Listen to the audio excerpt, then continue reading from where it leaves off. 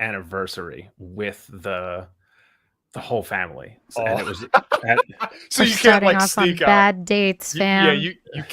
you can't like sneak out or like duck your head down. You kind of have to keep up appearances. it was terrible. Tell yours, and then I'll tell mine, and it's Okay, just fucking.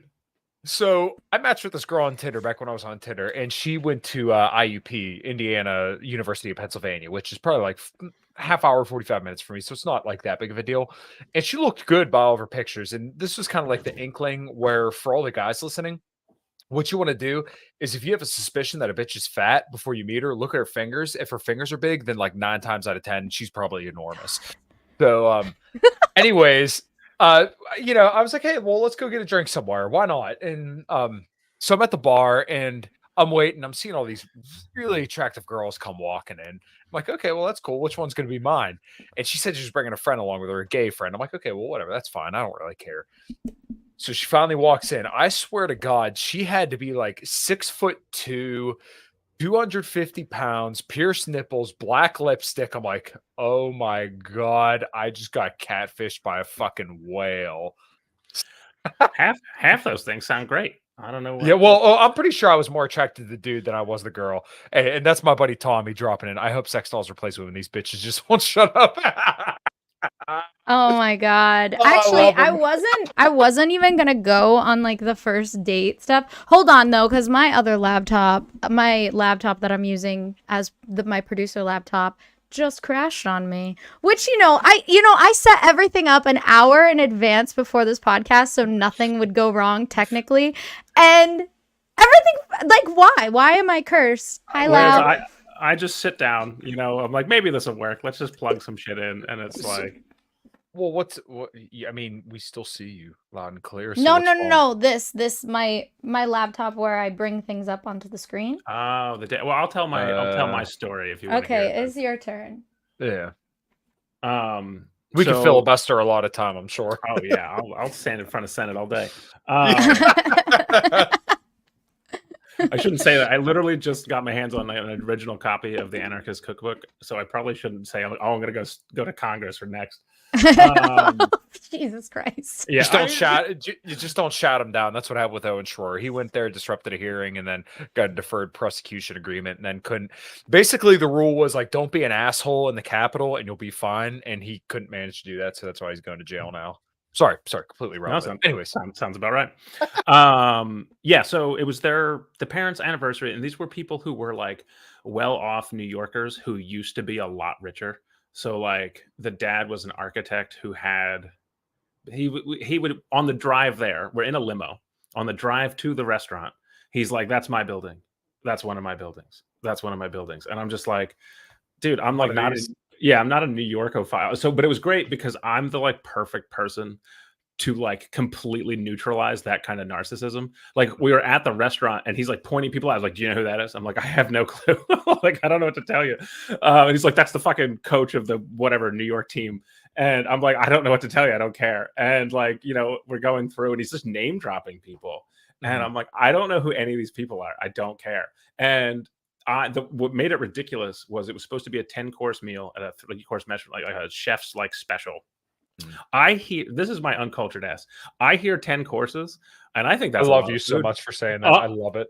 I'm like, let's go get. I went in hungry. I barely had breakfast. I skipped lunch. I was starving. I was so ready to eat, and I didn't realize my folly until the 3rd or 4th course. I'm like, the first ones are appetizers. They're tasty, huge plates, very small amount of food.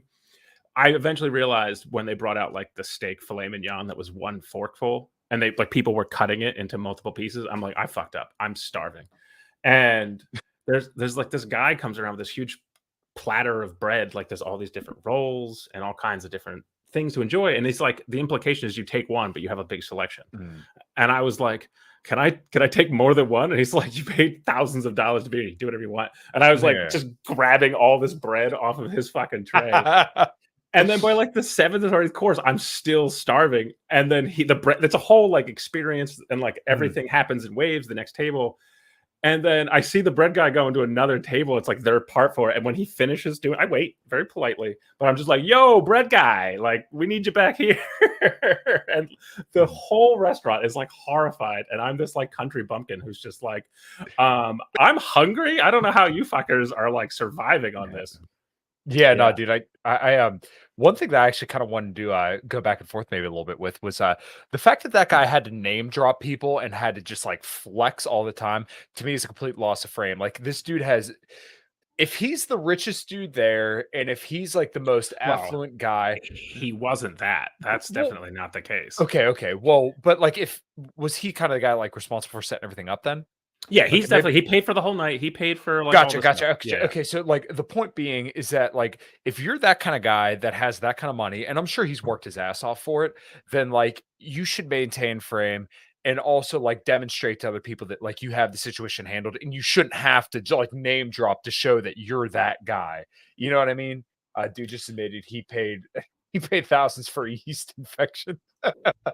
Oh, Tommy's comments are going to be greatly appreciated. But like, basically, you should be able to handle a situation like that without having a name drop to like show your social proof. It should just be like, hey, it's known that you're that guy. But like, just doing shit like that, I think comes off as like genuinely fucking douchey to people, and people don't fucking like that. Yeah, I think my assumption is that because he had like, so there is some there's some like tragedy with the family.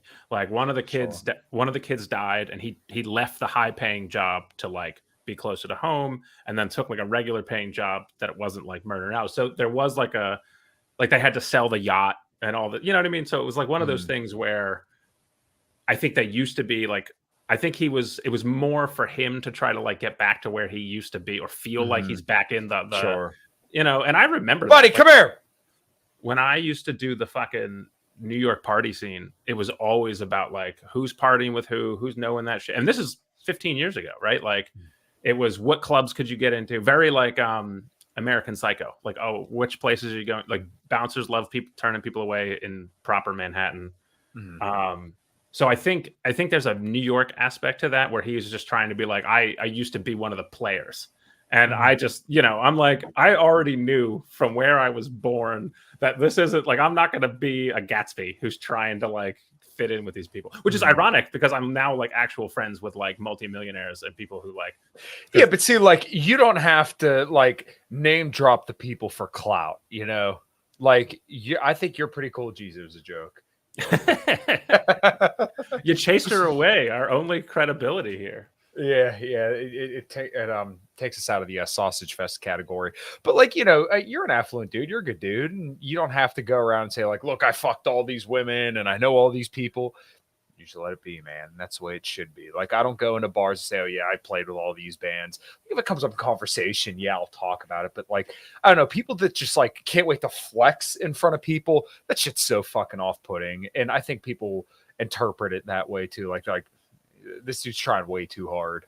Yeah, I think the way to do a flex is the more niche like if it was 3 or 4 layers down and you're just like, oh, I got my moment, I'm ready for my line right here, like, yeah, I did that was me.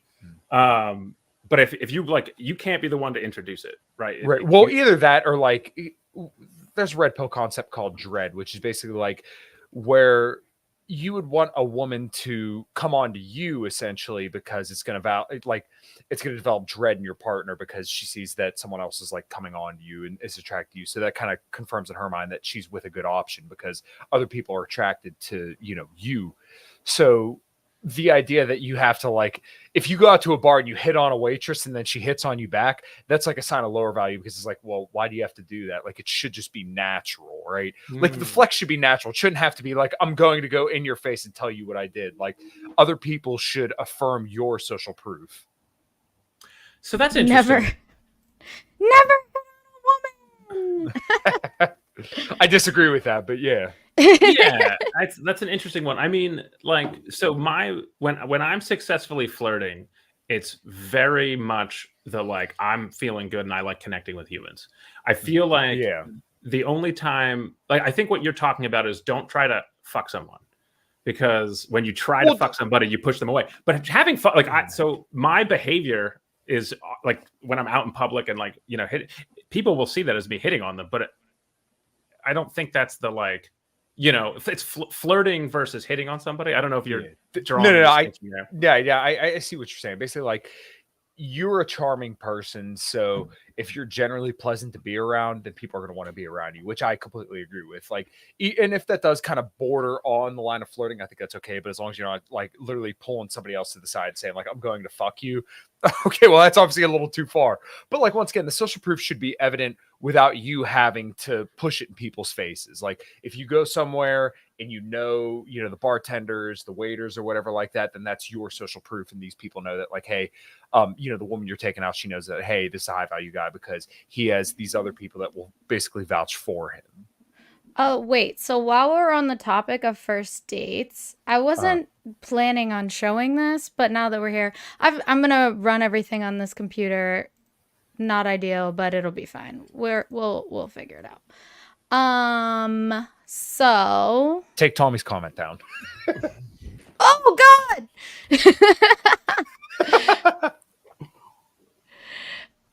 Wait, who's been married once for 2 months? Tommy's busting my balls. I've been actually in about 2 weeks. It'll be a year. Oh, congratulations! There you go. Y'all can see this. I see. Put your DMs away. Oops.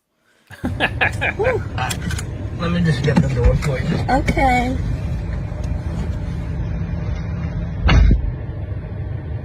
He got me at the Cheesecake Factory, y'all. I ain't getting out this car.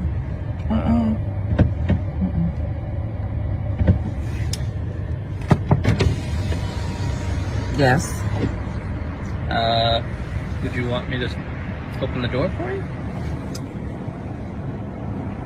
Okay. You're recording me? Yeah. This poor fucking guy, dude. When I watched this the first time, I like just cringed. I was like, no, this bitch is not doing this right now. This is a chain restaurant. Who takes someone that looks like this to a chain restaurant? You want to talk about it? I'm fine with talking about it, even in front of them. Oh yeah, I want to talk about it. Yeah, come on, get up on in the car. Yeah, we're gonna talk about it. And then I think why does everybody hate the Cheesecake Factory? I fucking love the Cheesecake Factory. I do as well. I don't know, but then she posted this, which I mean, I'm pretty sure this was probably like, her 7 minutes of fame, type of thing. Dude, this got 10.2 million views. Oh, what? Why does my messages keep popping up? Here's a list of places women absolutely refuse to go on a first date, and thank you to the ladies who reached out to me to help make me make the list. Can you zoom in a little bit? Yeah, no. I like that jacket. God, that looks like something I'd like want to piss in. There we go. Beautiful. That's okay. Well, so one, coffee dates. Fuck you. I love a coffee date. And I would say no on nightclubs. A bar just for drinks. She's hookah bar, bowling, something that requires a long drive. What the fuck, dude? Something that requires a long drive is actually pretty good. I don't know if he tells you and it's something super cool. I don't see that. I mean, if he's like, so we're gonna go on a long drive, but it's gonna be worth it. I'd be word. So long drive to the middle of the woods, or you know what I mean? It's one of those things from a to the middle. I guess if you don't know of this person. Yeah, I mean, if you're dating a friend, it's whatever. But I think some of this is bad form, but some of this is fine. I just think it's like you said, coffee dates, fucking shit like that's a totally different beast. I think this is talking about evening slot, Friday, Saturday date proper. I some of this is pretty bad. If you guys want to go dancing, go to a fucking nightclub. That's fine. Yeah. If communication solves all my big stance, but some of it is pretty I don't know, elitist. It feels like. I think going to the gym actually isn't that bad of a first date because I think that's in my opinion at least. I've had good experiences with taking women that I've seen to the gym because I think that gives them a little bit more of a positive experience. You're doing something together, and it showed me as somebody who's really into health and fitness. I can kind of show them my expertise in this and say, hey, this is how you would do this exercise or that, or like, and I get people's hesitance to want to go on like dinner dates, but I actually don't think that's entirely a bad thing, because it allows you to give them a little bit more of like a exciting experience. Because like a dinner date, yeah, I mean, obviously everybody's done it, but there's less like there's not as much excitement, I think she would have been happy to go on a dinner date. I think she was upset that it was a dinner date to the Cheesecake Factory. The Cheesecake Factory isn't like cheap though. I know, but it's a chain, so I don't think it's about the price. I think it's about the location, the like. What would be the word here? It's like, because a chain just implies not classy, I guess. Yeah. So I could kind of see that, but like, okay, so Ruth's Chris Steakhouse is a chain. Would you consider that not classy? I have no idea what that is. So, all right, you don't know what Ruth's Chris Steakhouse is? I have a hatred. I have a hatred for Ruth's Chris Steakhouse. Okay, hold on. Would you not consider that classy though? I mean, I hear what you're saying. It's fine. It would be a fine date spot. Why am I blurry? Don't worry, you look great, Ryan, at all times. I don't know about blurring me out's only improving my look. I understand. I would never judge someone initially if that's what they want. If they did that, like maybe I'd be like, interesting choice, but I wouldn't be like, oh, like horrible person. Hold on, maybe they're testing me.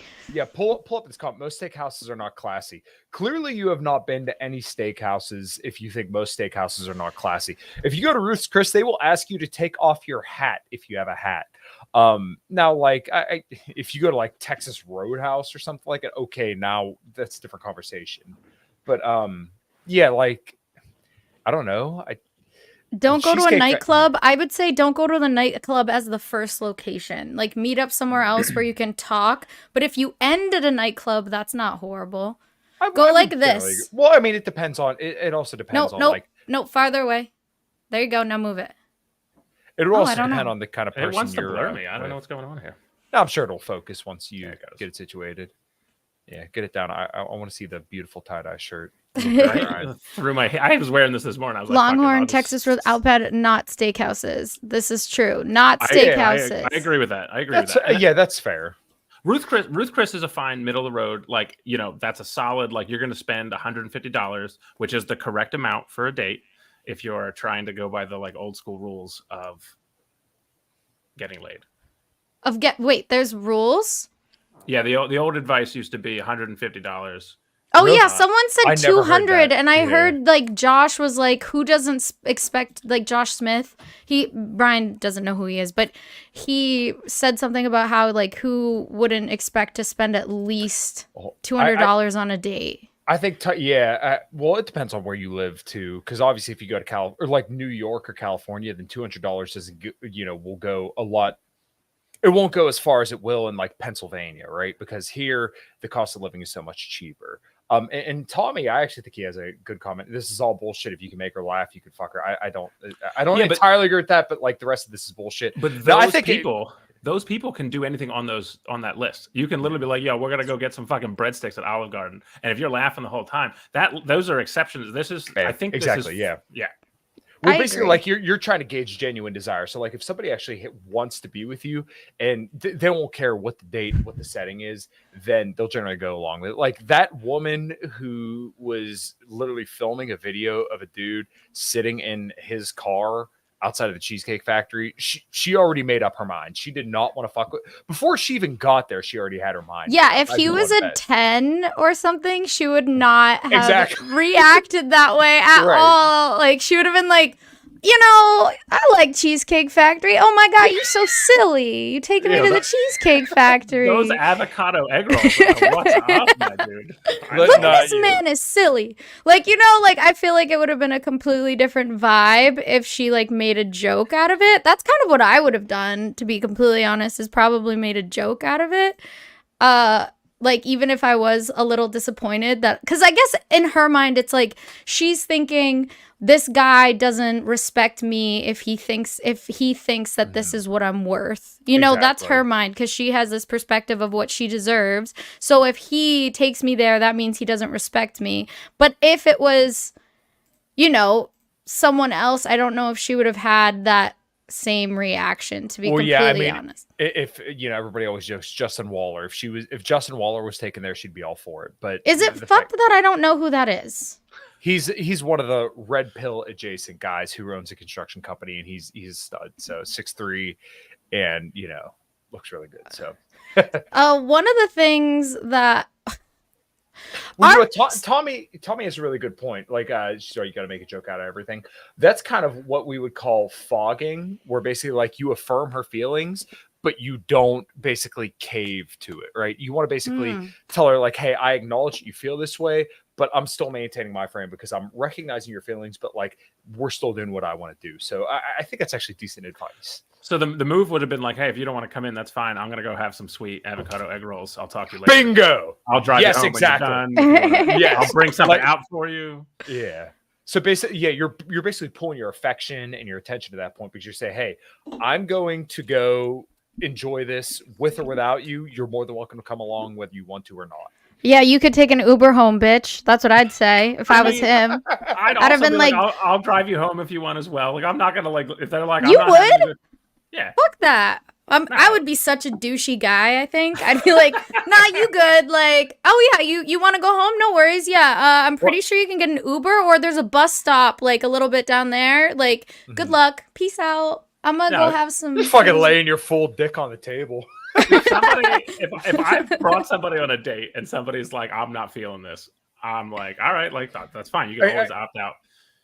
Yeah, they can opt out though. They can still go home, but like I got there. Why can't they leave? I guess it depends on if you live in a rural area or if you in a city. If I was in downtown Boston, I know they can find their way home. Super You'll fair, be okay. super fair. That's very different, right? I mean, for me to go to the Cheesecake Factory or anywhere expensive, it's going to be at least about 45 minutes to an hour drive. And funny enough, my wife and I actually our first date, we had to drive about an hour to get to where we were going to go. And I think Tommy was right. Fog your ass, Pipple. So I'm saying life is too fun for a bitch. But see, this is why I think guys who have this kind of perspective, I'm saying life is too fun for a bitch. Absolutely, it's dead on. Too many guys get in a situation where they get with a woman and they just make her their absolute pinnacle and they're willing to do anything to please her, but then they lose themselves in the process, right? You should always be your own center of origin and you should always want to do what's best for you. And then you want a woman who's, who wants to enter that world with you. Yeah, you gotta date Or yourself you first. end up settling for sex dolls. Yes. I'm excited about that. I'll tell you what, the cheeks actually look pretty nice. Have you seen this video yet, Ryan? So I came to the sex dolls from a different place. We'll talk about it afterward. Go ahead. Play the Okay. Look at that. It tickles. And then you get to the face and you're like, ooh. The face does look pretty dead, but Like, I don't know, dude. I have a lot to say on this one too. like imagine fucking spreading those legs and you just have that fucking dead face staring at you like Dude, yeah, you always gonna be fucking that thing from behind, that's for sure. That is for sure.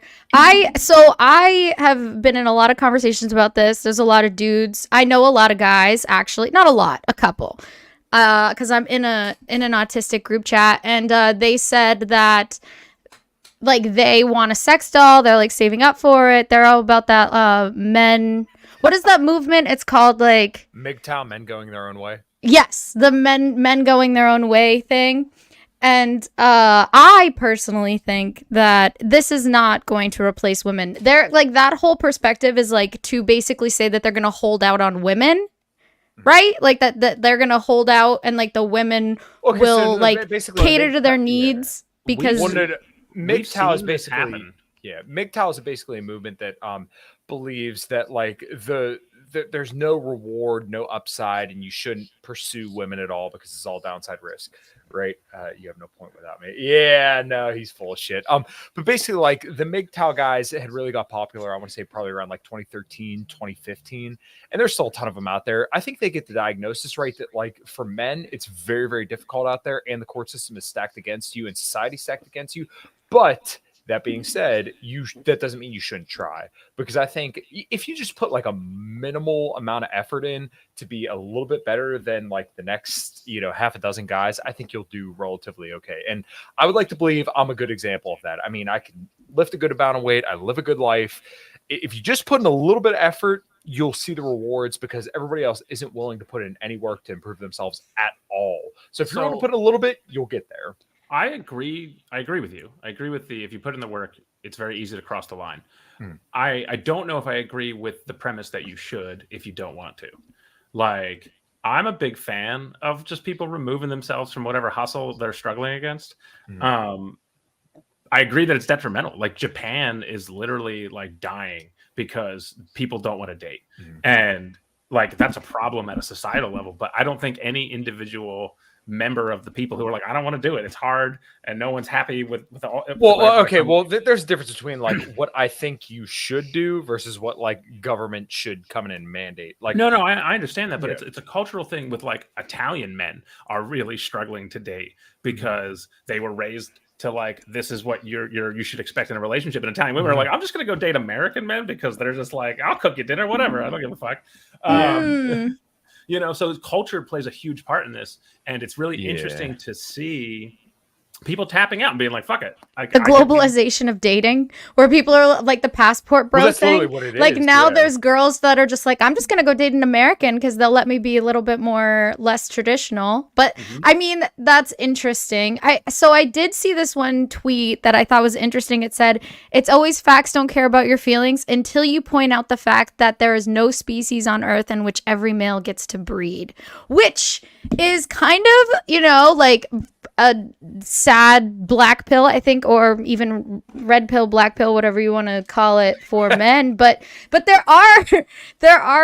there's going to be men that aren't going to get to procreate, and that has always happened. And I think that there's a lot of men that are fighting against that, you know, and like that's scary. The thing with sex dolls is that I don't think that it's a net negative, to be completely honest, because it's like for those people, like, yeah, it's good that they have an outlet. This is why I'm pro sex work and why I'm pro strip clubs, because I actually do believe that there are a lot of people, there are paraplegics, there are so many people that can't get that intimacy that they need, and this is an outlet for them. So I don't see that as a bad thing. I don't know if I don't think that the AI dolls are going to go give them the intimacy that they would get with a prostitute or an escort or anything like that. Personally, I would say like the oxytocin release, I think you get from the human biology connection, and I don't think you get that from the AI. Like you're not going to get that from the bot. Like you can't even, unless they make it so good that you can't tell the difference. But I personally believe that,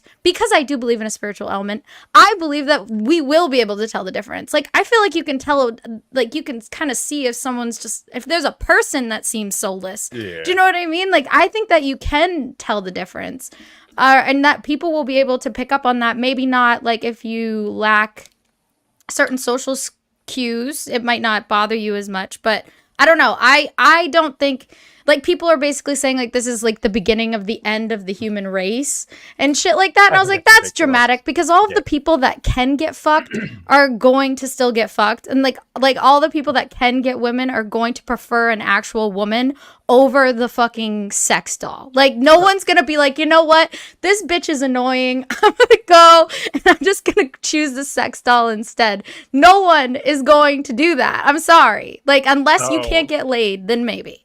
I have a conspiracy theory hat to put on for this if you guys want to hear it. No, go ahead. So the only time that your sentence is not true is after war, when there are vastly more women than men. Going back to, there's never a time in nature when all the men fuck and breed. So that is actually not true when there's a deficit or when you have a wide gender imbalance favoring women, right? So when there are many more women than men become a very high commodity, and there's a whole kinds of like cultural phenomenons that happened. I love the idea of the like people pulling the levers being like, we need war to keep this whole sort of like market value thing going. Like you want because but we have more women than men in the US. We do. Correct, I think but it's very close. Like as the further you get from that, the more like women, it's a whole like the behavior aspects of that are super fascinating, and the way that women will chase men in like after wars. And like if you think about like women in Russia, right, where there's so many women, they actually export themselves as brides because right. So it's this whole fascinating, like if you don't get married by the time you're 22, you're useless, is a very like desirable position for like men in power to have young women, if that makes sense. And I think that these sex dolls are filling the role that men being removed from the dating pool by war would fill. So it's like a self-select. You get your ultimate anime sex doll, and you're just out of the dating pool. And so now it becomes this sort of thing where. Go ahead. No. Go ahead. I don't want to interrupt you. I want to make sure you get your. I'm on my rant. I'm on my rant right now. My fucking. No, go ahead. Go ahead. If you're ranting, rant ahead, brother. So, what's going to happen is we will have stratification of dating, where the people who are willing to make the effort will leap ahead, and then the people who don't will just become this pool, the incel pool, the people who are taking these things. Yep. Yeah, sure. And the problem is when they're dead, you don't complain. When they're just self-selecting that removal from the dating pool, the women who are remaining, the people who aren't getting these good matchups are upset about it. And so it's this whole movement of, we need men to be better. And it's like, if they're happy, you don't need them to be better, actually. Right. Okay. So have you guys heard of the Mouse Utopia? Ooh, Yes, I have. Okay, so the Mouse Utopia, it's a fascinating experiment where basically they gave these mice everything. They gave these mice everything they could possibly need, and what eventually happened is that some of the men, or some of the male mice, became so obsessed with grooming themselves that either they didn't care about the female mice or they were gay, right? And then there were other mice that fucked like rabbits, right?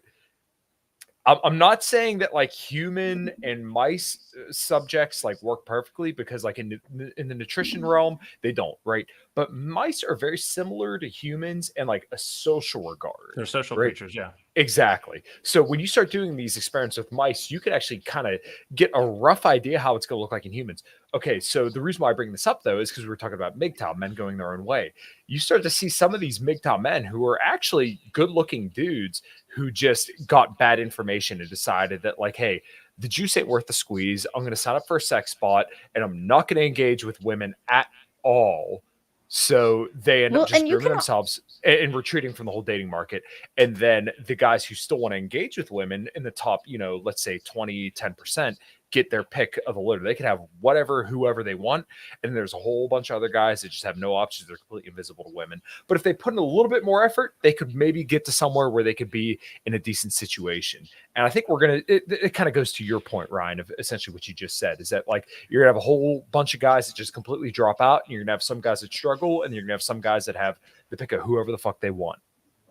Yeah, I mean, yeah, but and it's also the myth of narcissists who fell in love with his own reflection, when you talked about their grooming and going out. Exactly. But I will say that just because you're hot doesn't mean just because you're physically attractive does not mean that you are attractive to women, because there are guys that can be physically very appealing but so fucking awkward and weird, and you're dude, you're beautiful but you are a fucking weirdo, they just don't have that social ability of understanding how to just call him autistic. Call him autistic. No, yeah, okay. Severely autistic. It is. I mean, it is the autism. Those vaccines must have fucked a bunch of people up, and then now we have a whole generation of people. Vote from YouTube now. I'm just kidding.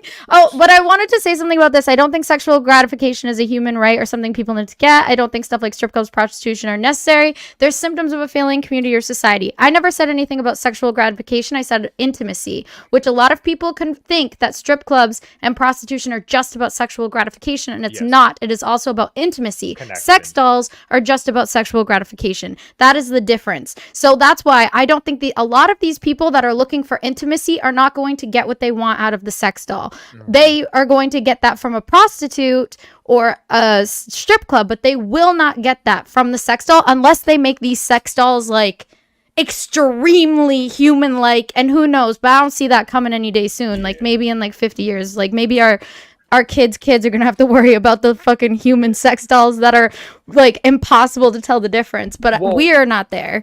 So I will say, I would push back on that. I do think that not only is intimacy a need, but sexual gratification would, for many people, that can take a form of a need. But it's not a human right. It's a guy can't be it's my right to get fucked. You can gratify yourself. You can use a fleshlight. Well, do you know what I mean? But you can call it a need. I think it's fair to call it a need. He said right. I don't agree with right, but I do agree with need. Yeah. Yes, I would agree with Okay, need. so like as long as humans have been alive, as soon as we could figure out how to use technology to get porn to us, then we did it. So I mean, that tells you on an instinctual level that men clearly want to see vaginas and they want to see boobs and they want to, experience some kind of sexual intimate, or I shouldn't say intimacy, but they want to. We want sex. So therefore, when the VCR came out, when the internet came out, when magazines came out, we all use this for porn. So yeah, I don't think sexual gratification is a right, but like you're not going to ever do away with the sexual desire of men. You will not do away with that, whatever you do. So porn's always going to be here. Magazines, any kind of degeneracy is always going to exist in a society, no matter what. You will and not prostitution. exactly. You will not do away with it. You have to deal Mhm. with it. And I don't have a perfect solution for it, but I think guys that have wives that are loyal to them and have sex with them frequently enough, that's, if you want your trad prescription, that's going to be as close as you're going to get, but you're still going to have some degree of that because there are going to be some prudes who don't want to fuck their husbands because their husbands are either losers or there was something wrong with the wives. You're just not going to do away with it. Wait, do you think that that's what happened to this guy? Hold, please. Listen, Ben, get the fuck out of here, Ben. This guy right here. I can't believe I'm not the one who looks like he bangs AI sex dolls. Like I'm. always Yeah, come on, man. God, the I got a panel fucking weirdo. wedding ring on. Wait, and it's funny because this guy's name's Ben too. So I don't even know who Ben Armstrong is. Crypto Nope, I guy, don't I either. guess. This like went viral on Twitter. He posted this: sometimes in life you make mistakes you can't undo. Sad to tell you all that Bethany Literary and I are getting a divorce. She filed divorce papers to me today to get it out of the way so there are no questions. Yes, I am Duchess of Defy. And then he goes on to like tell his sob, I'm so sorry to Bethany, my kids, over my mistake. This is his mistress, by the way, that he was cheating on her with. Paramour. We kind of, The legal term is paramour, actually. what do you mean? The legal term for a girlfriend when you're married is actually paramour. I didn't know What? this until I listened Is to that James what the band name's from? Well, you know what's funny? You know that song Misery Business? Yeah. That's all about a woman stealing a man. off another girl. Yeah. So think about that and then think about the name of the band and then what that Damn. could be. Yeah, and I found that up from James Sexton. Just like my, that my band. brother. That is wild. But yeah, It is. so this I wanted to go into because I said, what does it mean to commit to someone? Me and Kyle kind of went on we had a little slight Sparring. disagreement on Twitter about that because his perspective, I said that if a woman did that, she would get in just as much heat. Like if a woman posted, because this guy got a lot of heat, like everyone was like, you're a fucking piece of shit, like for doing this. Kyle was actually, give your perspective, Kyle. So basically, I said if a woman were to post the same exact thing, then the women and probably even some of the guys in the comments would be willing to sound off and say that, oh, you go, girl. This is a sign of you being strong and independent. No, I don't think so at all. I think plenty of Dude, people a would come girl to her can't support. fucking post about fucking making shakshuka without everyone jumping down her throat because Fucking she's single. shakshuka. Remember shakshuka lady, the single girl? Oh, Like everyone was jumping down her throat because she Yeah. was like, okay, that's a fair, that is Like, a mildly a fair girl, point. no, anything. Like, I don't think this is true. Like, the internet jumps down men and women's throat equally, and I do not think that there is, like, sure, there's I going wouldn't to say be equally. fringe rad femmes, which I'm like very tapped into their Twitter right now because they're super fun to read, and there's like the like very fringe rad femmes that will just be pro women no matter what, and will make excuses for women no matter what, and it's like whatever. I find their takes fucking just as hilarious as the most crazy red pill people because they're so funny, but like unhinged, like they're just very unhingedly pro women in my opinion. There's no nuance, no like looking at context. It's just like women right always, just like a lot of these red pill things are men right always. No, I think the women vast would get majority- equally as attacked. No, I think the vast majority of society is gynocentric, and they view women as the correct always. So if a woman does something wrong, then generally and I mean, you even see this in the way that they sentence women to crimes, and the way that they treat women in court, and beyond that. So I think that you're probably right that like a fringe side of Twitter would probably absolutely lose their shit about a woman cheating and a woman moving on. But we do live in a gynocentric society, and we No. absolutely do treat women with kids' gloves compared to men. No, they do not. The internet does not treat women with Yes. kids glove, especially not Twitter. A fringe corner will treat women like men and absolutely go ape shit crazy on them, but the vast majority of people treat women with kids glove and treat them as Keep in retarded mind, children. Twitter's demographics is mostly men. This is true. It's like 70% men. All right, so you proved my point. Yes, well, that's why. I mean, sure, maybe on other platforms. I mean, but we're specifically talking about Twitter right now. She would have gotten just as much, if not more, heat. But like, and the other aspect of this conversation I wanted to talk about is just like kind of his behavior here. I think it's like really uncouth. I would say that like the only way I can understand this happening, like how he could tag his wife and his paramour in the same post, There you go. is if his wife requested it because she wanted to be like, embarrass yourself. Like, no, we're going to do this. But you know what? My last request, I want you to post this on the internet so the entire world I want the sees clout. this. No, yeah, I want you to shame yourself in front of everyone. Like, and that's the only way it makes sense. I don't, But I it don't is- know if I read Okay, that so that yeah, way. go. Let Ryan talk on this a little bit because I have some more thoughts, but I don't want to hog up all the air. I mean, I think when people go through these situations, they're just like, you just get this idea in your head of like, I'm just going to fucking put it out there and then let the fucking cards fall. It probably wasn't the smartest move to do, but they're not going to, you know what I mean? It's like that urgency of just like, I got to fix this fucking problem. I got to do something about it. And that felt like a scorched earth post of like, fuck it, you know, and then like, now I'm done. Now I don't have to, like, now it's just Fallout and I can deal with Fallout, but I don't have to worry or think about it. I don't know. That's how I read this. So, like, when I look at this, scroll back up to the his first post. Look at how many views that got, right? Yeah. 9.5 million views. Like, we realize now in 2023, everything is content. If you could get some eyes on you, the fucking dude got 9.5 million views. He has a blue check beside his name. This dude got some money. He got some engagement out of it. And all he had to do was air some dirty laundry, and then nobody's going to care in a week or two, and then he gets paid and everybody moves on. This is part of the problem with, and I hate to sound like a boomer, but with social media in general, is that everything is content. Like, I didn't post my new tattoo today because I'm like, fuck, there's no good angle. But you know what? My wife got me this tattoo. Life is good. So, like, everything could be fucking content, so you could always make money and get a little bit more engagement. Yeah. Okay. So in context of like, what does it mean to commit to someone? And I'm not anti-divorce, obviously. And like, if things aren't working out, you should totally get it. And I don't know the intricacies of this marriage. Bethany and I grew apart as people. We were heading in opposite directions for a while. Marriage is hard, very hard, because people change over time. After 15 years, neither one of us is the same person we were when we met. But I think that the point is that when you get married, you shouldn't expect to be the same person that you were 15 years ago.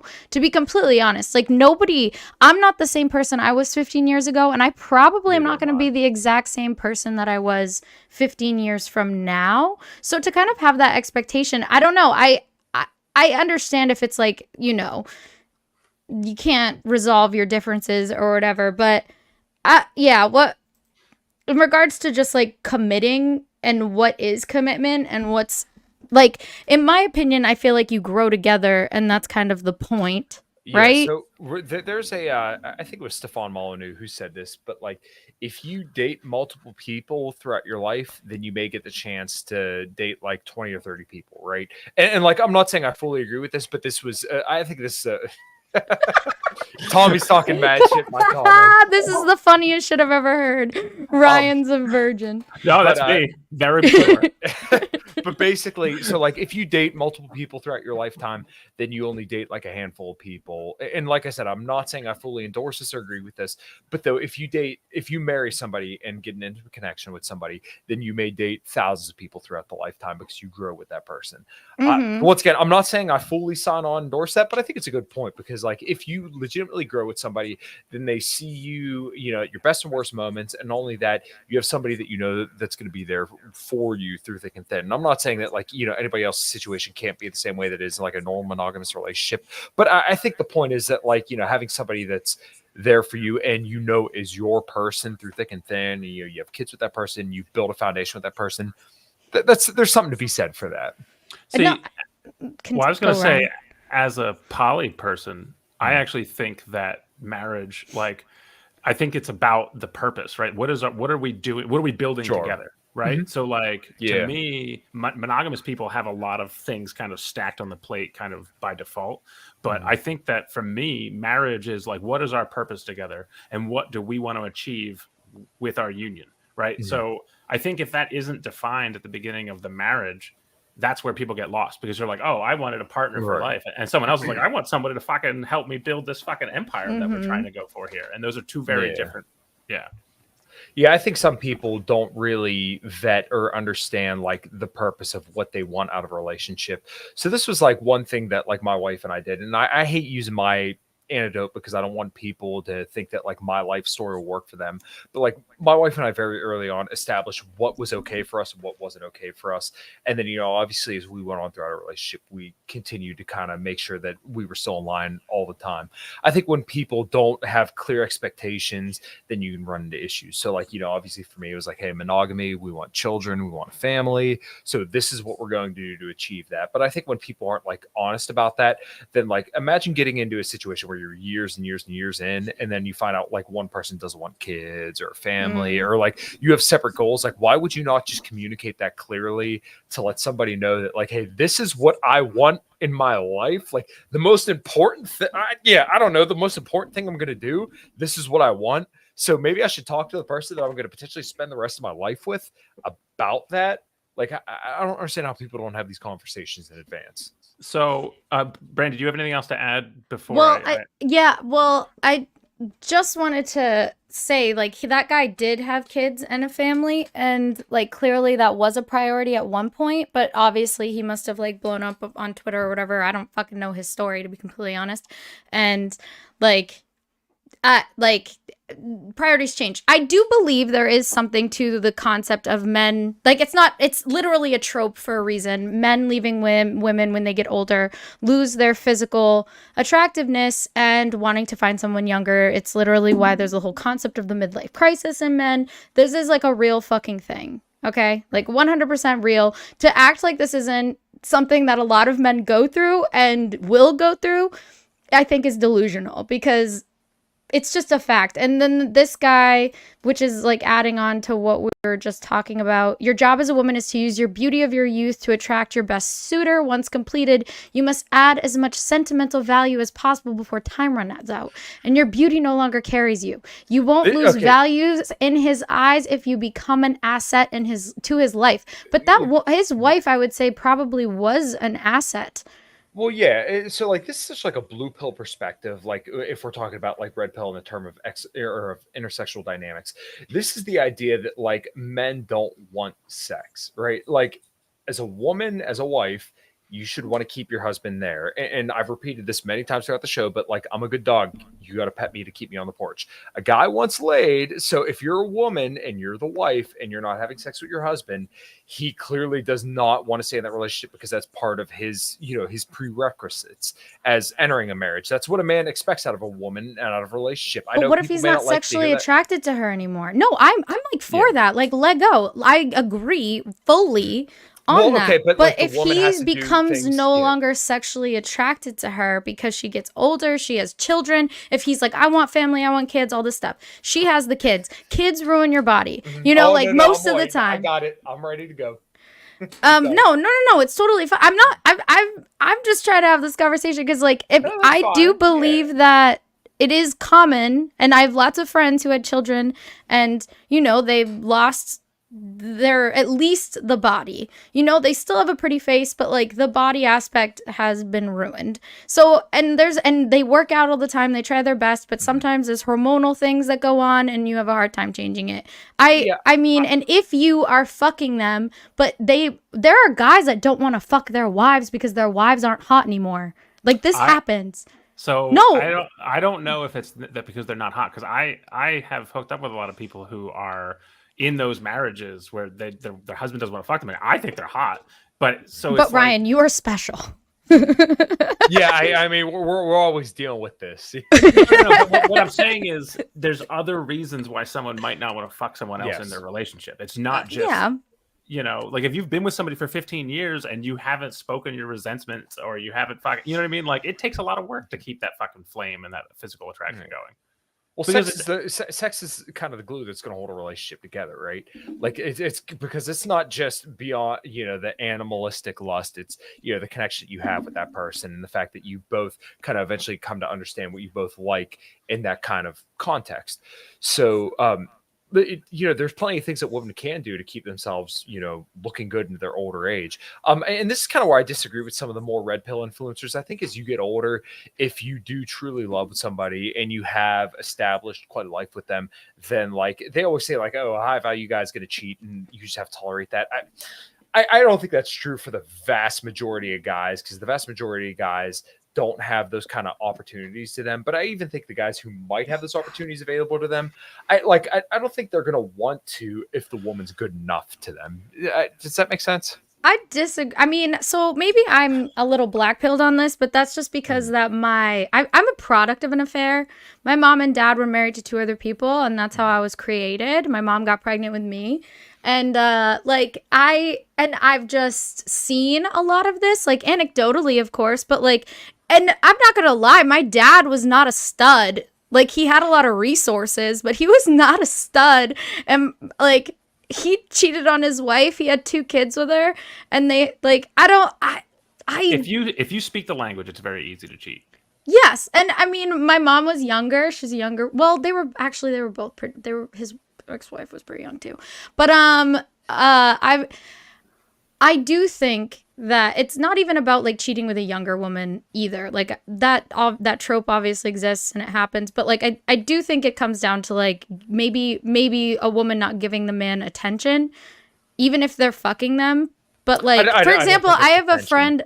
I have a friend that cheated on his wife, and the main thing that he said was the problem, because they fucked every week, but he said it was like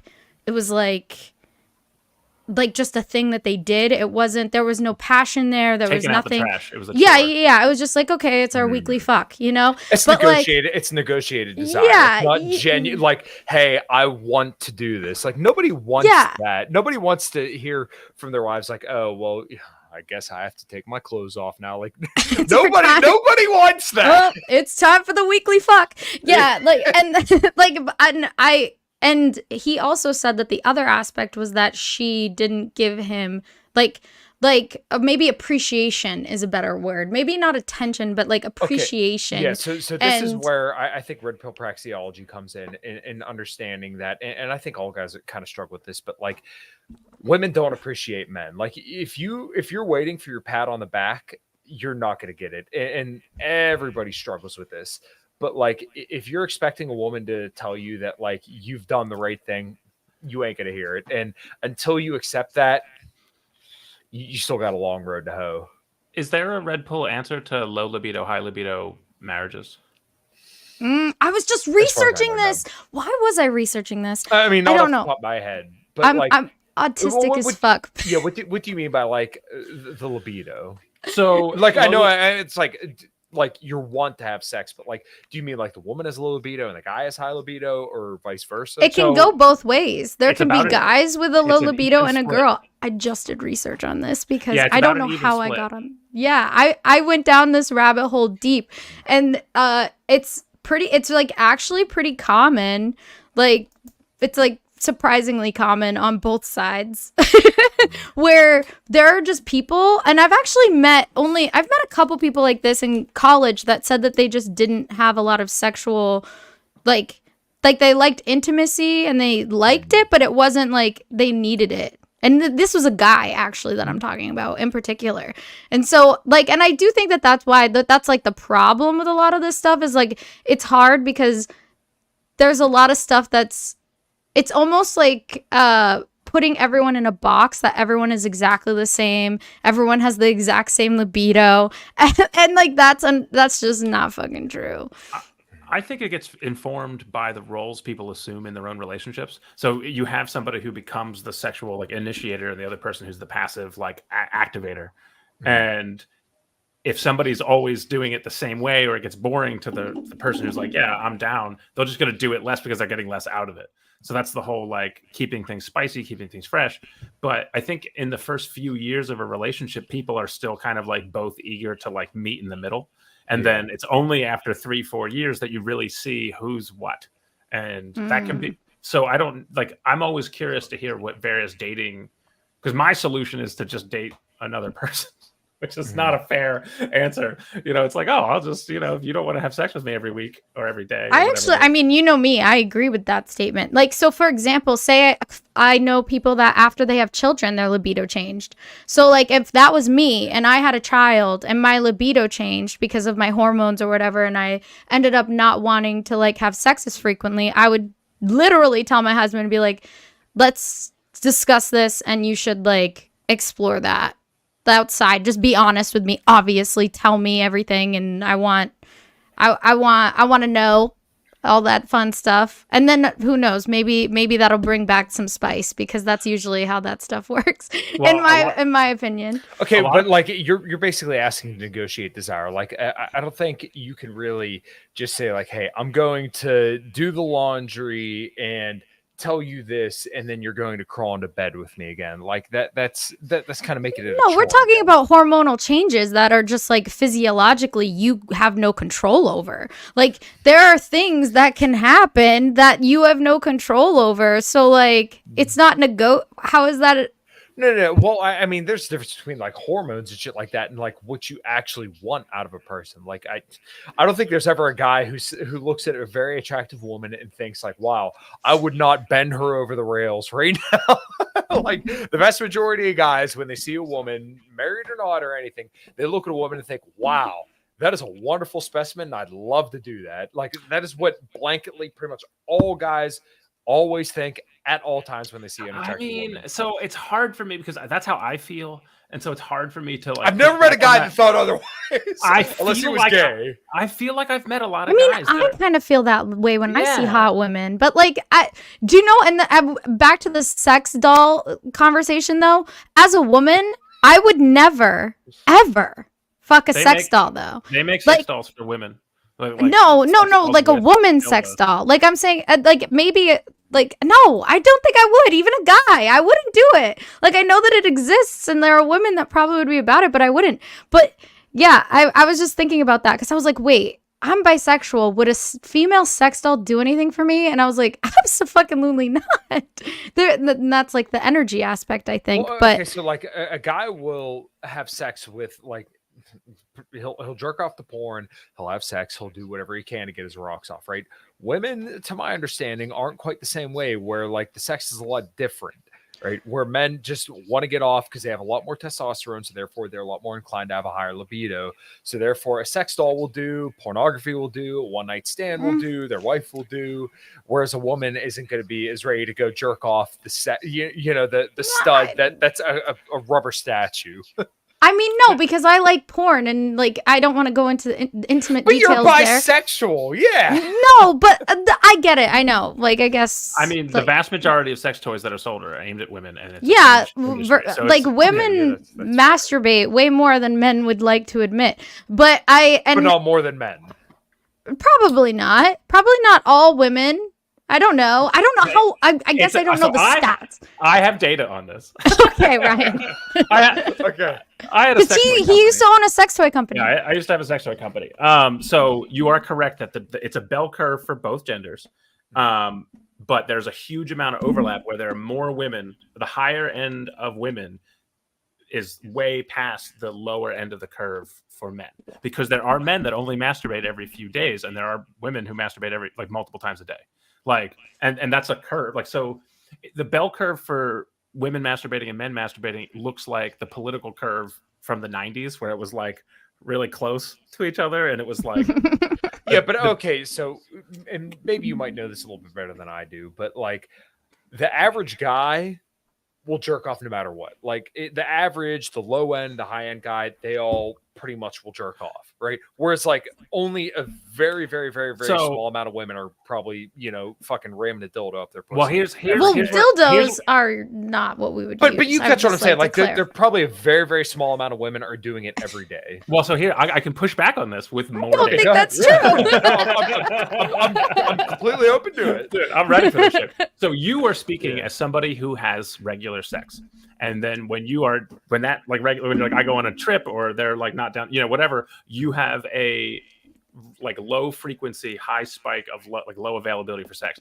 That leads you to masturbate frequently when you're like, oh, I'm not getting it, I'm gonna have it. So you're like that's when the curve is much longer, the longer you go without sexual interruption. So if the first month where you're not having sex, you're masturbating every day.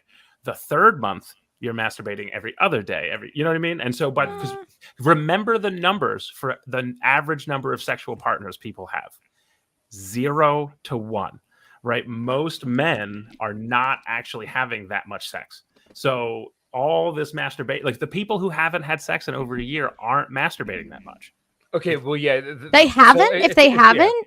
They It's still about masturbate. I Yeah, think because it's you just 26. Yeah, about 26% of guys haven't had sex within the last year, and then I'm the an average anomaly. guy, the average guy has about, I think it's 6 to 8 sexual partners, and the average woman I think has like 7. So that kind of gives you a perspective on like how much people are getting. But so interestingly enough, on a long enough timeline, women will masturbate more with assuming no sex. So women will continue to masturbate at the same lower level. Like guys have an initial spike that tapers off and goes down to something very infrequent because they get bored of it. Whereas women are doing it because it's like this, And then they get angry. Okay, but correct me if I'm wrong. I think the women that are rubbing their shit are probably a lot more rare than the guys who are jerking one out. Like I feel like there's way more. But again, the sex toy market would disagree. It's a $15 billion industry. But how many women are buying sex toys? I compared to have the sex average women? toys, but I I feel like there's actually think not- they're overrated. I personally think sex toys are overrated in my personal opinion, but I'm a rarity. I actually think that most women like sex toys. I think you're wrong. Like almost all of my friends love sex toys. I am one of the rare ones that prefers all natural. I feel like most women do not buy sex toys. I feel like I can do it better. I don't know. So I think there are more women who don't. Okay, hold on. I literally just Googled this. Share of people who own sex toys in the U.S. in 2022 by gender. I can't believe I'm fucking reading this right now. According to the results of a survey carried out in 2022, approximately 82% of American women own at least one sex toy, a slightly higher percentage compared to the share of male respondents who say, holy shit. Dude, you may got a point. I may be fucking way out. I got data on this. There's a lot of assumptions that men have about women's sex drives, and I get annoyed by it. And No. So he has the spirit of certain things are correct, where there are more women who do not participate at all than there are men who do. Like it's very rare to find a male who will not participate at all. That like 18% of women who don't own one are like, I want nothing to do with that shit. I don't masturbate. I'll wait. Like it's a very and those strong... women are frigid, in my opinion. like I said, those women are frigid I as wasn't fuck. saying that. No, I will. If you do not masturbate as a woman, you are frigid. You don't understand your body, and I bet you don't come during sex because you don't understand how your shit works. You need to do that in order to understand how your shit works. The whole purpose of what I was saying is basically that, like, all men have a very, very strong sex drive. It's natural to us because of our testosterone and because of our innate sexual strategy, right? So all men have a very, very strong sex drive. I do not believe that women have anywhere near as strong of a sex drive, but the women that do have a stronger sex drive, maybe they're more willing to masturbate more often. But I believe that like all men jack off at one point, whereas like there's probably a smaller share of women that jack off frequently. There's a large percentage of that 82 bought one toy and barely use it or use it after a breakup or something like that. Yeah, no, I agree with that. I agree with that. I agree. There are definitely a percentage of women that don't. I will say that that percentage of women are frigid, and you probably don't want to fuck them anyway. I literally will say on that. No, this is my fucking theory, but I believe it because if you don't masturbate ever, if you've never masturbated a day in your life, then there's no way you can understand how your body works. I like that you know how to come, that you can like really understand What's Unless going on?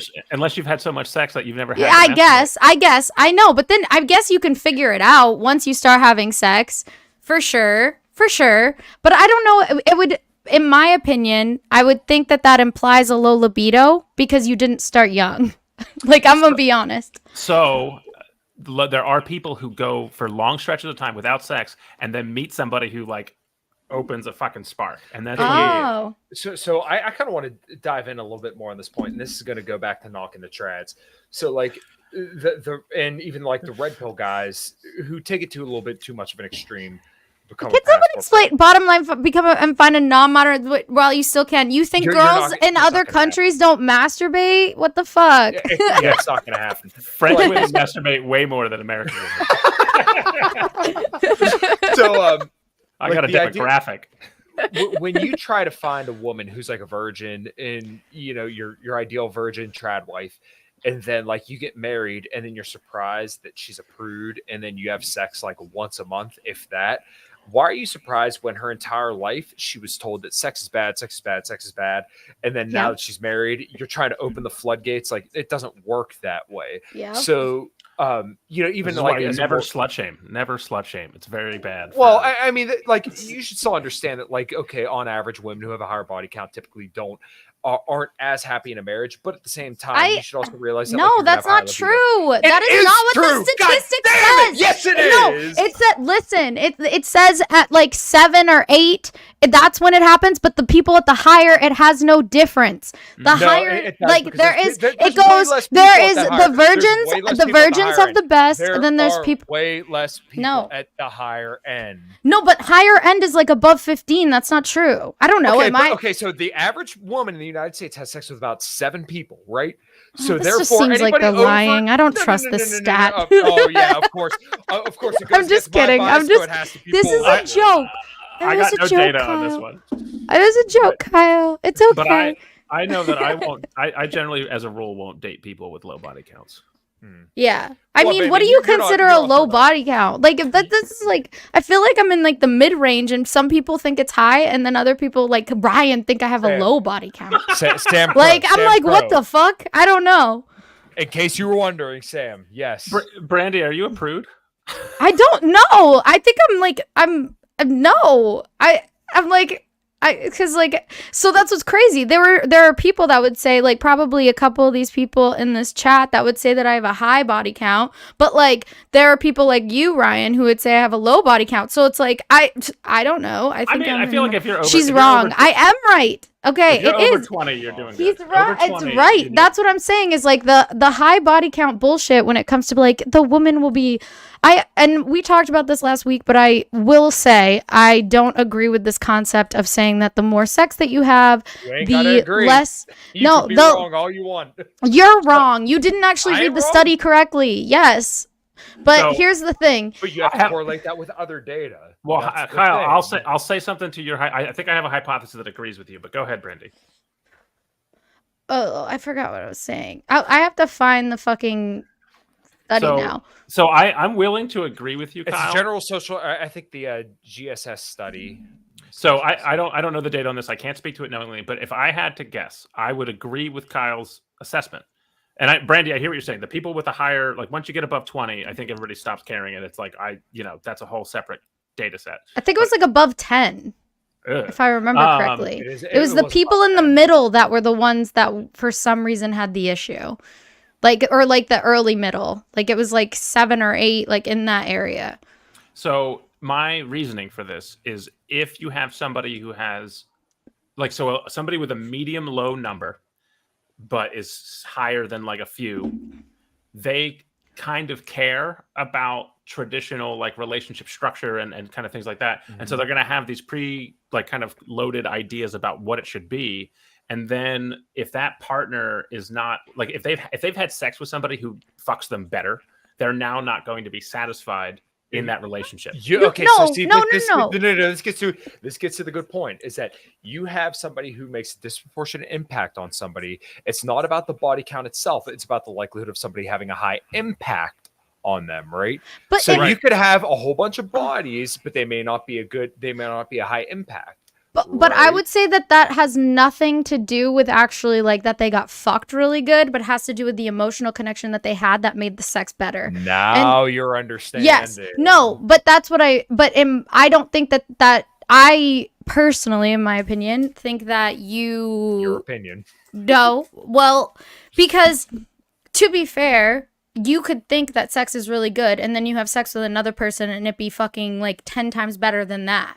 Do you know what I mean? Like I don't know if there's a cap on this, to be completely Well, honest. so my other side If you of that, have a great emotional connection, like I don't think it's like you had a great emotional connection with that one person and you might have thought that you might have never found someone that would have done that, and then you found have another emotional connection that's even better and have it be even better Those- than that was. Brandy, those situations are the ones where people get stereotypically cheated on. What? Like when someone's like, "Oh, I've had sex with a bunch of like these like people who like, were good in bed, but I didn't connect with them, I didn't vibe with them," and they find that person they vibe with, but they're not getting that like the sexual side of it. Those are the that's the literal stereotype of like, But you can have both. you can have both when you find that person. Yes. But, most people are coming into relationship with some kind of deficit where it's like, oh, I'm good at these things. I'm good at these things. But I Okay, don't yeah. really Well, know. I'm kind of glad Ryan's making this point because I think a lot of guys end up getting married because they don't have any other options, right?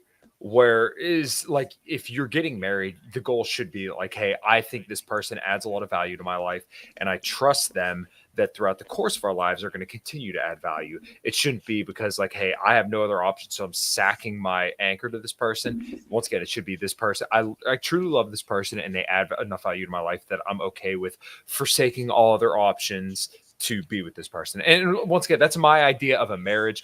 I understand there's open marriage and stuff like that, but I don't know if you're in an open marriage, then I don't understand the point. I mean, I know people in open marriages. Yeah, no. And like I said, I don't have a problem with that. But like a marriage in my mind is described in religious texts for years and years and years is one man, one woman. Now, if you want to go outside of that, okay, that's fine. But like, I don't understand why you don't just stay in a regular relationship then. I mean, if we're talking, it's really interesting because like historical marriages had room for sex with people of a lower class. Like if you were any kind of like, so if you were like, on the land farming, you're like, obviously you got to stick together to survive. But if you were any kind of like of the core of the nobility or even just like land owning, like middle class, whatever it looked like, they would sleep down. And it was because it didn't count as cheating. You're like, oh, as long as you didn't sleep with our like social equals, you haven't done anything wrong. Like you're fucking the fucking servants, you're fucking, so it's actually hard to like wrap your head around what a modern marriage looks like in the context of like when people used to just be able to like, and like people would go to war, sleeping with people was fine. Like, it was the culture of like having sex outside the marriage was super hard to define. Also, there used to be like polygyny used to be like the norm where men would have multiple women.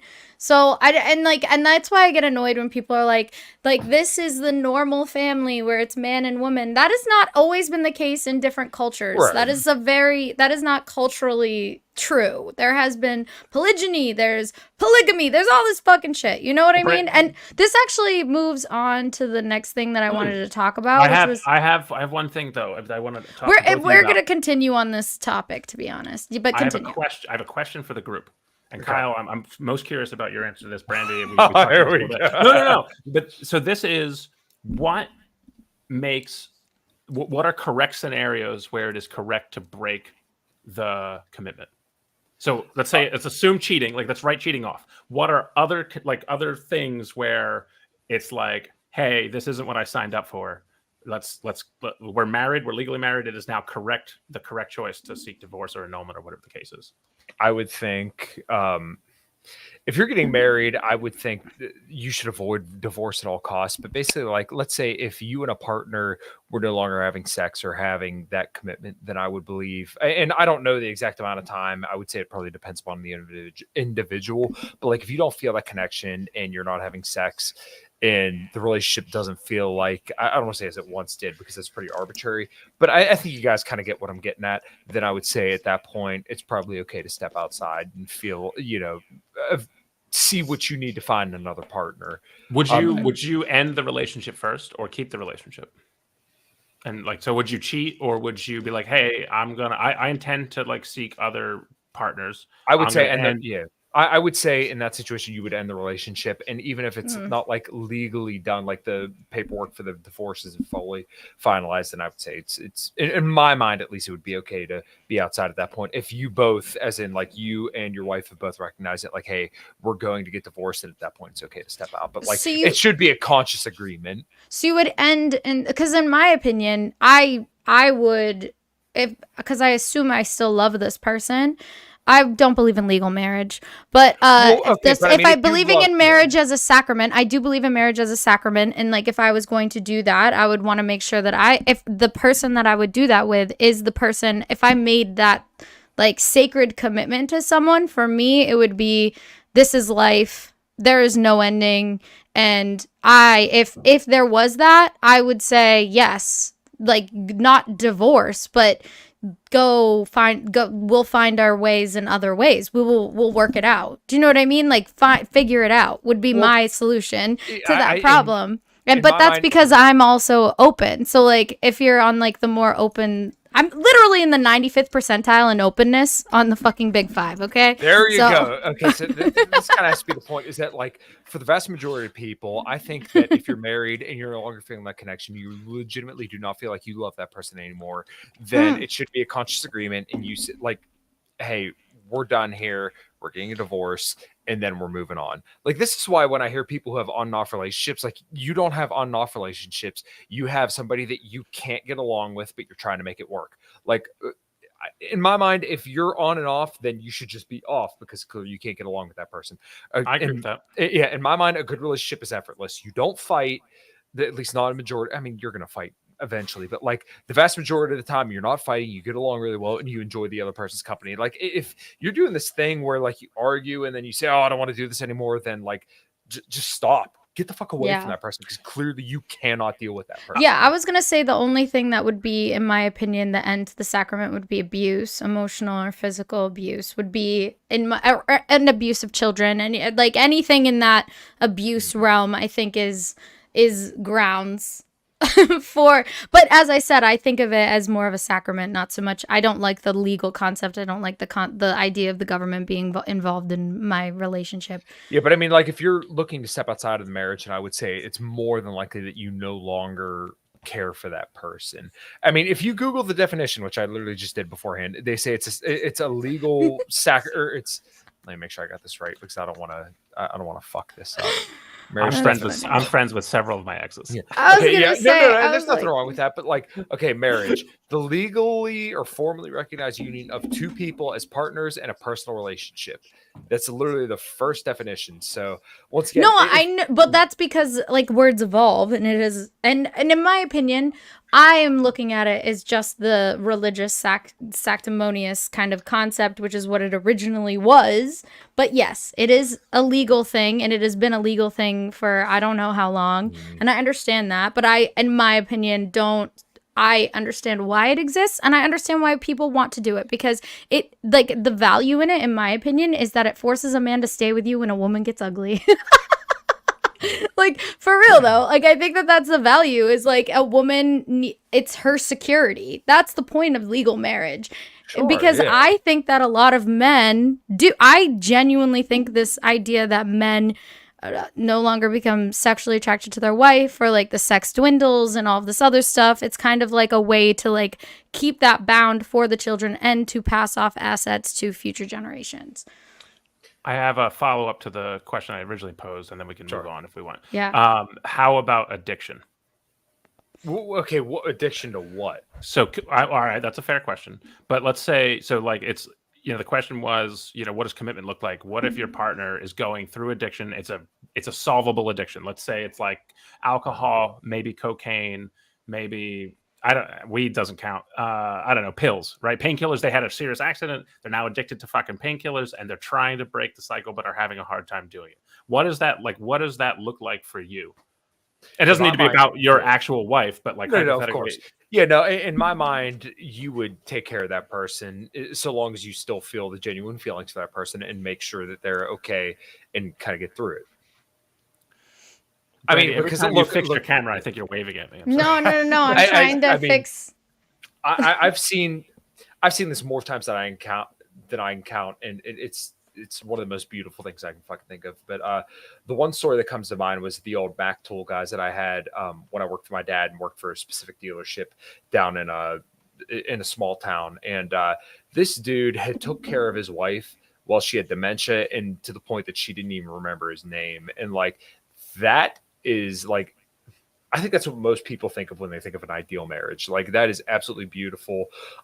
My step grandfather, funny enough, as much as people want to bust my balls about me rowing against step parents, and I do, so fair enough. But my step grandparent had took care of my sick grandmother with breast cancer because she never thought to go get treatment or anything like that till the day that she died. So like in situations like that, I think you absolutely work through with somebody through that.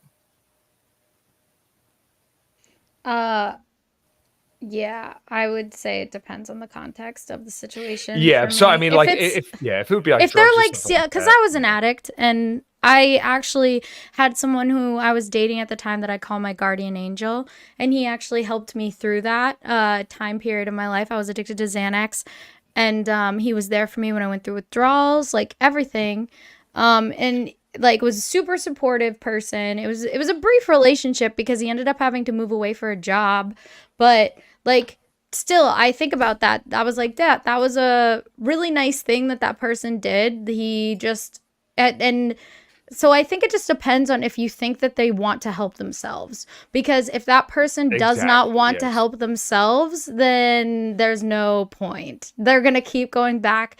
Like I was at a crossroads where I was like, I wanted to change and I knew I needed to because I lost like everything in my life. I just got arrested. I lost my job. Like everything was falling apart. So like I had no choice in my, I literally was like, I want to get better. And I think this person saw that and helped me through it.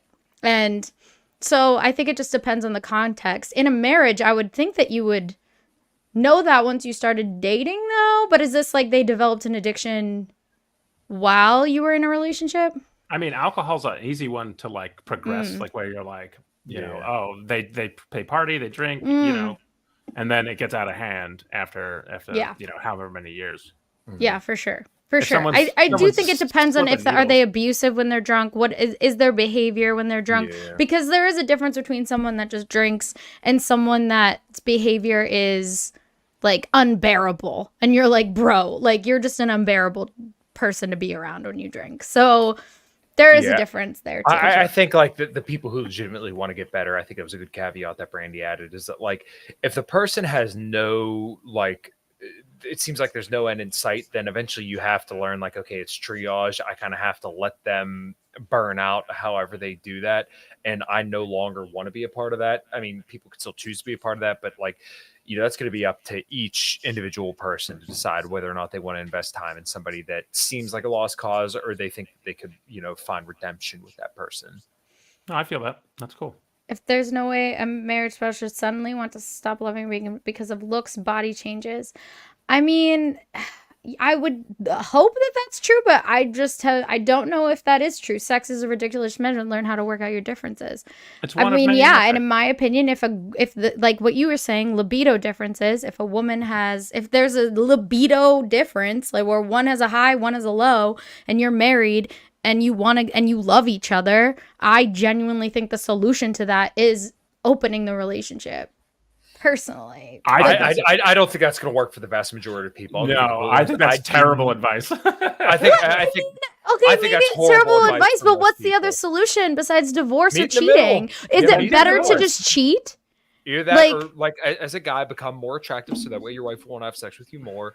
Either that, or you know, as a No, but woman, you're do saying the something guy, different. but like we're talking about women too. Like like it's not just men that are going through that. Like there are physiological changes that happen to women as they get older. Everyone talks about it, the wall, women becoming less attractive. Like it's definitely a thing. So like And unfortunately, there's not much women can do to a certain point about certain things. The vast majority of guys will not have to worry about this because they're in a state of sexual deficit. They're not worried about all the options that they have. They're willing to take what they can get. So for the average guy, they're not really worried about if their wife is insanely attractive or not. They'll take it if they can get it still. For the vast majority of guys. I guess you're right. The average guy makes about $39,000 a year, right? So clearly he's not rolling in it. So if he can get his wife to sleep with him, he's plenty happy. Oh God, this makes me want to share something I found, but I wanted to go on to the next topic, which was kind of correlated to this, which was nuclear family versus multi-gen, which I have kind of been on a kick about because I see a lot of people promoting the concept of the nuclear family, which is basically 2 adults and their children. Was kind of cemented. People might argue with me about this, but it was really cemented in the 1950s. Before that, I would say multi-gen was more common. People lived with their parents. Like, people had their parents move in with them as they got older. It was kind of like a transitional thing that would happen.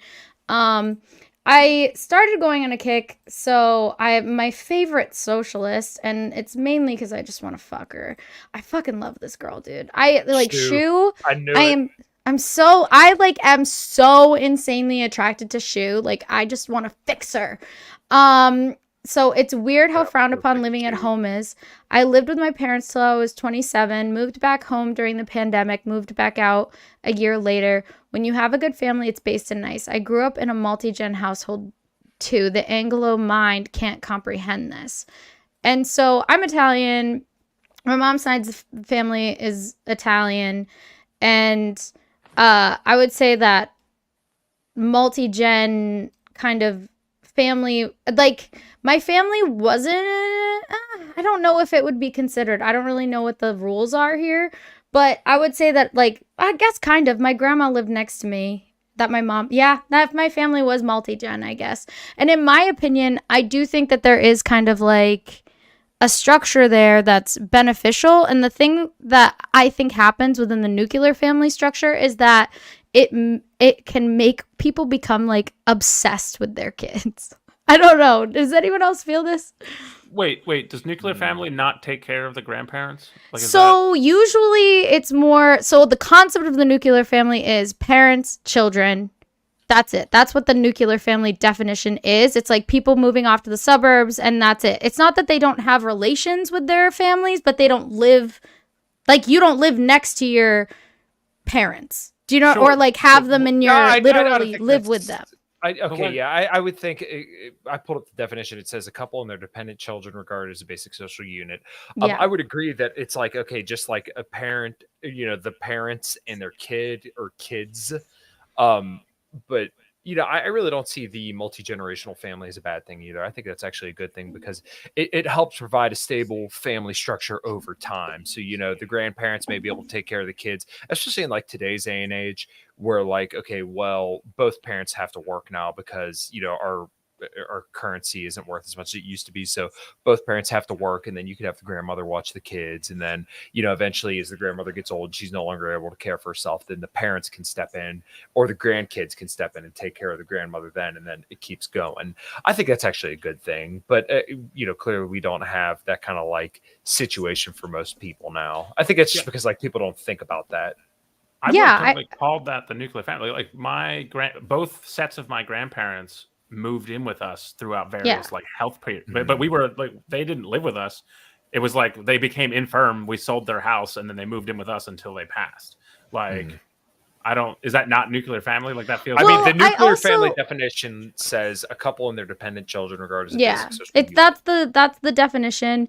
But also, I do think that this isn't something that is plausible for a lot of people within our generation, especially because of just like, there are a lot of people that have shitty parents, to be completely honest. Like, maybe not a lot, but like a good amount, like the boomers were kind of fucked, to be honest. And like, there are a lot of people that have not really that family unit. And in my opinion, I feel like that kind of brings up the conversation of like, how do we create that? Because there's a lot of people that are like, how can you imagine having kids? There's no safety net, you know, there isn't that multi-gen concept. Well, and this also goes down to like this person that I wanted to share, because this person got a lot of hate because she lived with her parents, but I also like, I wouldn't live with my mom because of her controllingness and because of how controlling she was. Is the assumption that multi-gen is better than nuclear? No, there is like, no, I think a lot of people think nuclear family is the answer, but they also, because here's the thing, nobody wants to live with their parents. Like, let's, like, long term, let's be real. That's why people put them in homes and shit. But that's what this woman, she's 25, lives with her parents. A video for fucking Elijah Schaefer. Hey guys, I'm 25 years old and I still live at home, and my mom cooks food for me all the time, and you guys are like, hate. Let me show you something, okay? I just had a bubble bath. I'm about to head downstairs and show you what's waiting for me. A fresh apple tart. Out of the oven, cooling. With some wine. Do you want to know, in my opinion, the only reason why why your kids would want to live with you and why this would work is if you are not controlling, if you let your kids live their lives. Because if I would never live with my mom, because if my sister lives with all three of my little sisters live with my mom, and my brother, my oldest brother, lives down there. It's still multi-generational. He takes care of my mom, and he lives literally right next door.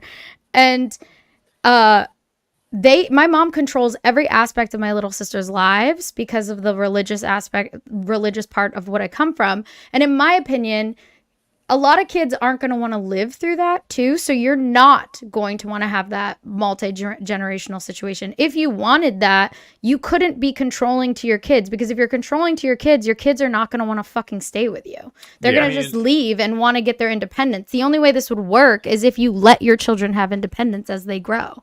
But did you see those countertops? Those were middle upper class countertops. So I mean, it's like that's like a hard situation to leave when you're like, I'm gonna go live in this fucking shithole in the fucking like college district where I have 5 roommates.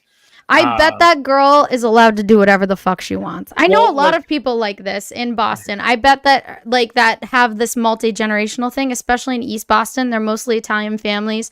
My ex-boyfriend was from a family like this, and I thought it was weird that so many people still lived with their parents in their like mid to early 20s. I was like, what the fuck is wrong with you? But now that I think about it, I'm like, it kind of makes sense, though. Are they bringing people back to like hook up with? That's what I'm saying. Like, so dating, that is the struggle. A girl, I don't think it would be as hard for. I think a girl living with her parents, people wouldn't judge as much. I think people would judge a guy way more so for living with their parents. They're literally, that's like an insult on the internet, is you live in your parents' basement. Yes, exactly. But I think a girl can get away with it. Yeah. Right? Well, this goes to a point I made before, that like men don't give a shit about what women bring to the table other than what they offer as a woman. They don't care about their income. They don't care about the masculine aspects of women. There's a really good point that I had, but what the fuck was the point? I literally had a really good point I wanted to make, but it just fucking slipped from my mind. I'm sorry. Go ahead. It'll come back to me in a second. So yeah, I was gonna say like and here's no. With the multi-generational thing is that I don't like, for example, I don't think that comes from just wealth.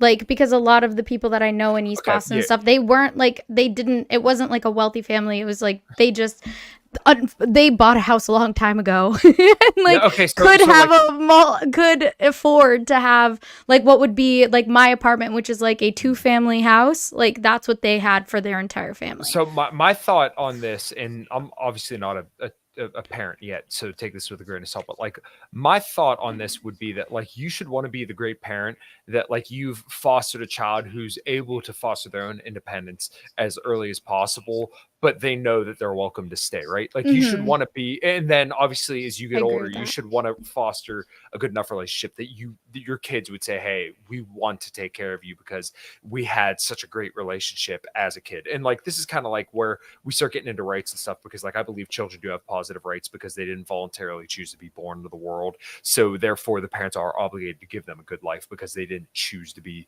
born or anything like that. Yeah, and so this goes into our thesis is that our primary cause of the rise of mental disorders is a decline over decades in opportunities for children and teens to play, roam, and engage in other Brian's gonna activities mess you up. independent of direct oversight and control of adults.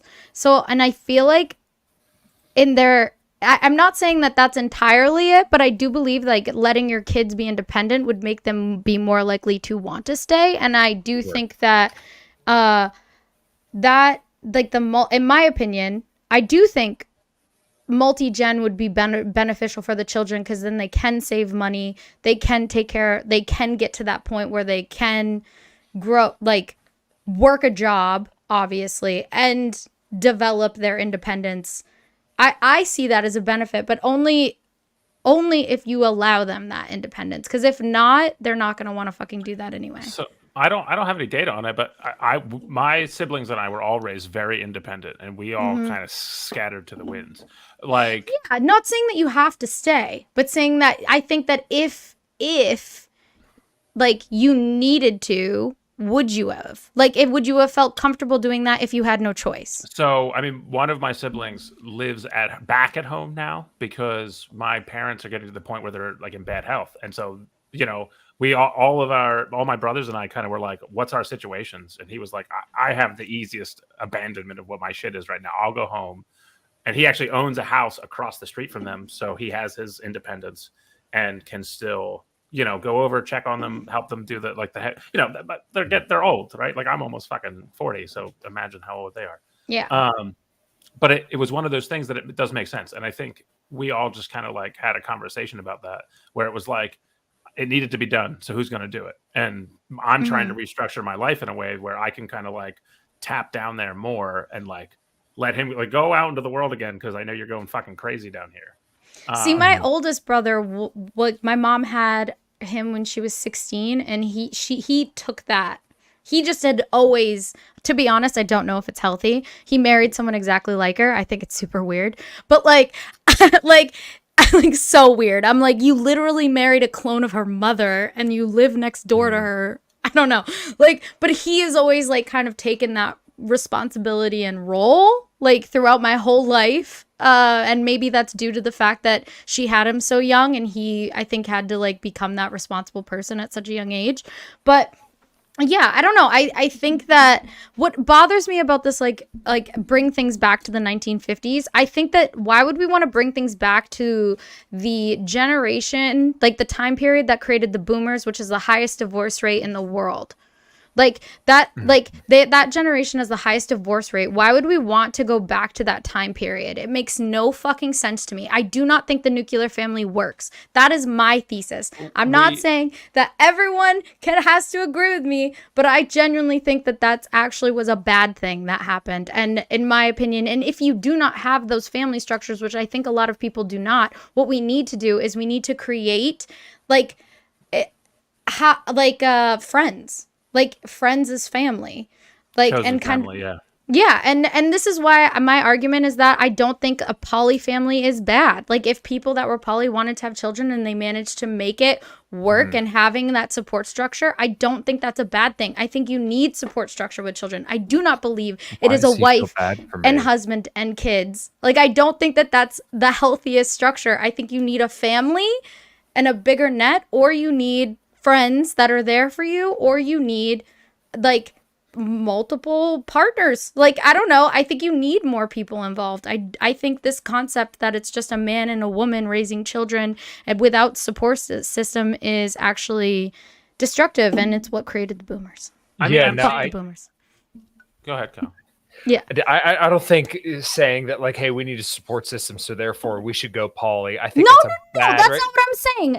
No. I'm saying that's like I don't think that's a good idea either. No. I'm saying that I don't think that it would be bad for the children if poly people wanted to raise kids and they did it correctly. I don't think like just because they're poly it would immediately be detrimental. I'm not telling people to go be poly because it's a better situation to raise children. That is not what I'm saying. Okay. Monogamous people do the village as it is. Like the children in my family, right? It's the sister-in-law.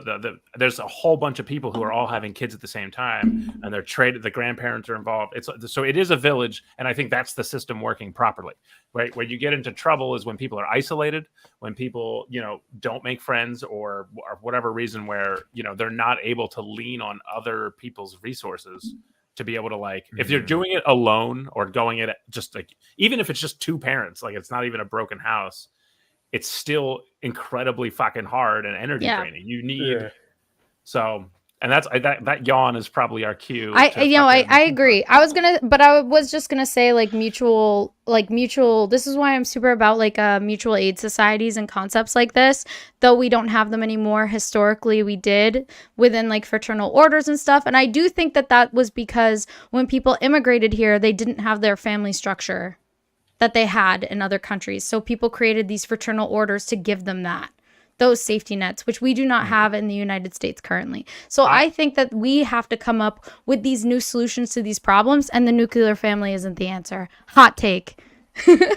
I do think we are seeing a rise in local community and like people caring about their like local community almost as a backlash to social media and like the kind of globalization of community. Like we're now finding like it's a shallow pool to swim in. And I think people are coming back and being like, I want to be near my friends. I want to buy houses near where my other friends are going to buy houses. Like I'm excited to be the cool uncle to all the friends I have who are fucking raising kids. Like it's great. Yeah. Posting the fuck trophies for clout. No, like one of my best friends. What? Like I'm her favorite aunt, and I'm not her biological aunt. She likes me more than her biological aunt and uncles. So, but wait, he dipped. We lost Kyle. We lost Kyle, but we were ending anyway, so... My hot take on the boomer generation, though, was because they went from a period of war where the things were low, and then, Well, no, but that wasn't the boomer. That was the greatest generation. So, the boomers... Are the kids. That's what I'm saying. So the greatest generation was a generation that didn't have... They had the ratio. We thought you just fucking mic dropped out of it. I was like, did he just Irish goodbye? I meant to pull up a video, but...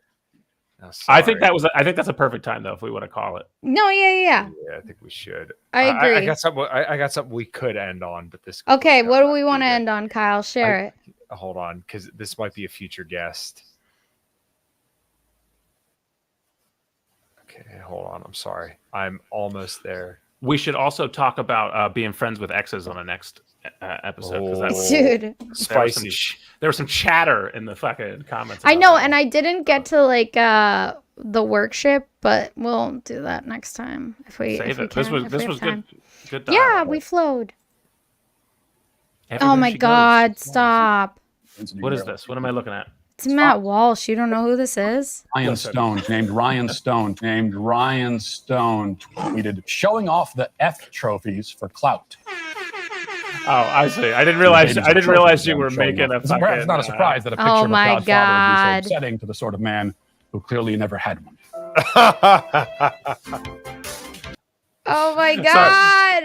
Yeah, he's going to be on next week, potentially next Thursday, Ryan Stone. Hey. He is so fucking funny. But yeah, no, what you were like, I just wanted to close on what you were saying, Ryan, is that I think that when it comes to like the generational gap, like the greatest generation they went through, like in the 1920s, was basically like our like it was like degeneracy. Everyone doesn't realize it's cyclical, and like the 1950s didn't fucking work.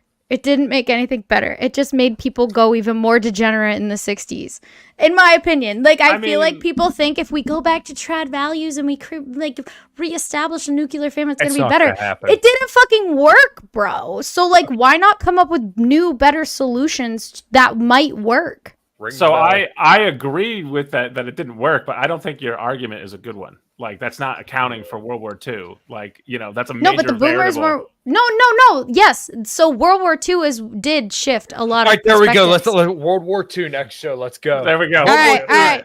Peace out, fam. Bye. I'm going to be on actually in 15 minutes with Liberty Dad and Emo ANCAP, and we're gonna talk about gun control and some other shit because there was a shooting in Maine, and that's where I'm from, and shit's real emotional right now. So we're gonna just talk about this shit because it's a hot topic in my mind. So I'll see you guys in like 15 minutes. Hold on. If you are in southwestern Pennsylvania, my band is playing this weekend. It's a Halloween show at Woodpeckers in New Kensington. See you in there. Go see him. I got nothing to promote. I don't know why I'm here. Peace. Love you. Bye. Good night, guys.